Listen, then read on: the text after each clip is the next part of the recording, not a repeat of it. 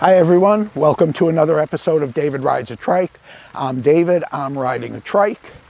If this is your first time watching one of my videos, I try to provide a little motivation for people to get up, get out, and do something fun that they enjoy, specifically those with chronic illnesses and conditions. Personally, I'm about to lose my grip here. Personally, I was a type 1 diabetic from the time I was a year and a half until I was 41. I've had 3 organ transplants.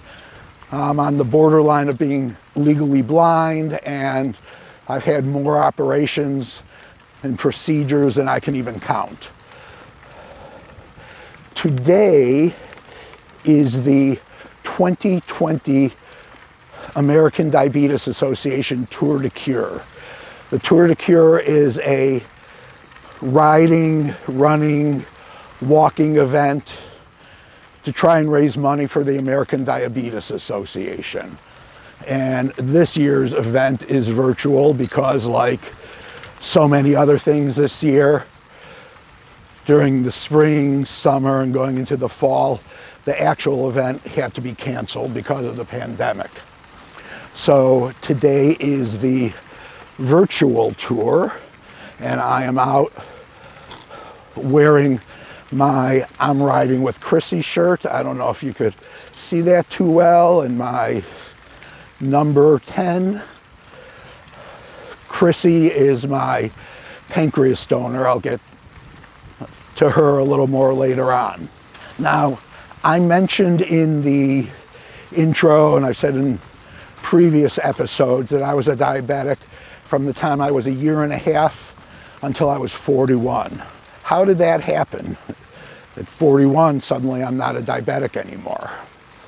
Since today is an event about diabetes, I thought I'd tell you that story. I was a young kid, maybe 5, 6, 7 years old, and I kept having this, seemed like a memory or a dream. And one day I asked my mom, I said, you know, I keep having this memory or dream, I don't know what it is, where I'm a baby, I'm lying in a crib, I know I'm not at home, and 2 men walk in the door at the foot of the, sorry, I just saw a weird vehicle go by up there. Motorized vehicle on the, hang on just a moment. Okay, sorry about that. These 2 men walk in, walk over to the crib, reach down over me. One of them grabs my head, puts it between 2 of the bars, 2 of the slats on the crib, face up, so that I can't turn my head. And the other one takes out a huge syringe and sticks it in my neck. Then they have my head bent all the way back. And when my head is tilted back like that, I could see my mom sitting behind me, and I can't figure out why she's not helping me. So I tell the story to my mom, and when I finish, she's white as a ghost. She said, that was the day they discovered you had diabetes. That's exactly what happened. They had to draw blood from your neck because that was the only way they could get enough. So here I was, a year and a half old, a baby diabetic. Now, at that time, that was very rare. Kids just didn't develop diabetes at that young of an age, but here I was, breaking the rules already. And the doctors told my parents they'd be lucky if I lived till I was about 30. And they said by that time, I'd be blind, I'd be living on dialysis because my kidneys will have failed. And they painted a pretty grim picture. Hang on, I'm going to stop up here. Okay, there we go. And it turned out they were right, partially. I started losing my vision when I was 22 from diabetic retinopathy. I found out I was in end-stage renal disease when I was 27, and found that out when I had a blood test to get my marriage license. Fortunately, through medical science and technology, I'm still here. In a couple months, I'll be turning 65, and I have no complaints. I've had a great life. I intend to be here for a long time to come. Diabetic care and technology has made huge strides. One of my favorite examples is that when I was a kid, up until I was probably at least 10 years old, my mom used to have to, every night, boil mine and my dad's syringes. It was a glass syringe and stainless steel needle. She had to boil them in distilled water to sterilize them. There were no disposable needles, no disposable syringes. So you just use the same ones for months, even years. And those needles were about 3 times as wide as current needles used on insulin syringes. That meant they hurt a lot more. Another example of the technology that I like to give is when I was a kid, to check my blood sugar, I used to have to go to the doctor. The nurse would poke my finger with what at the time seemed like a railroad spike, draw some blood, they'd send it out, and a week later, the doctor would call my mom and say David's blood sugar was whatever. Literally, that did no good. That was my blood sugar from a week ago. At the time he was calling, it could be the same, higher or lower, anything.